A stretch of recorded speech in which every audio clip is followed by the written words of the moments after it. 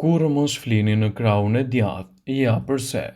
Që kur kemi qenë në fëmijë të vegjël, na është thënë që të fjeturit në krahun e majt mund të jetë një nga mënyrat më të mira të gjumit.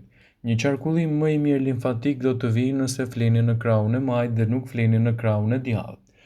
Sistemet limfatike transportojnë më lehtësisht toksinat nëse ato drejtohen nga ana e djathtë në të majt.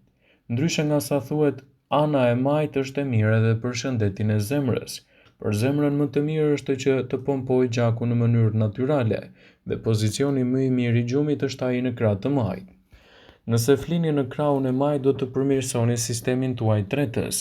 Nëse flini në të majt, acidet gastrike nuk pësojnë në rikthim në ezofag pasi kjo e fundit lidhet me stomakun dhe anën e djathtë. Fjetja në anën e majt përmirëson tretjen dhe shmang djegjen e stomakut. Do të keni gjithashtu edhe një lehtësim të punës së pankreasit dhe lehtësim të punës së shpretkës nëse flini në pozicionin e krahut të majt.